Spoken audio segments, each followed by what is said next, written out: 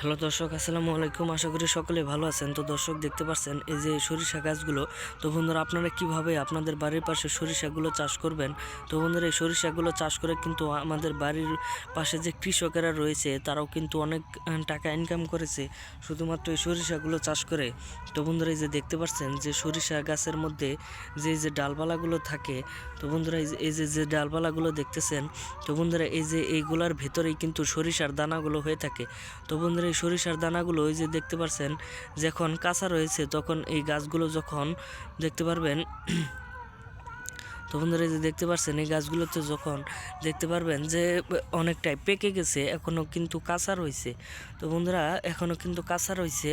তো বন্ধুরা, যখন দেখতে পারবেন আপনাদের গাছগুলোতে প্রচুর পরিমাণে পেকে গেছে, তারপরে আপনারা এই গাছগুলো সহ আপনারা তুলে নেবেন। তুলে নেওয়ার পরে এই গাছগুলো আপনারা মাড়াই ঝাড়াই করার পরে আপনারা এই সরিষাগুলো আপনারা মেশিনের মাধ্যমে ভাঙানোর পরে কিন্তু সরিষার তেল তৈরি করতে পারবেন। পাশাপাশি আপনারা কিন্তু এই গাছগুলো কিন্তু এই সরিষাগুলো কিন্তু রান্নার কাজেও ব্যবহার করতে পারবেন। পাশাপাশি আপনারা নিজেরাও কিন্তু খেতে পারবেন এবং রান্নার কাজে ব্যবহার করলে আপনাদের রান্নার গুণগান স্বাদটি কিন্তু খুবই একটা বেড়ে যায়।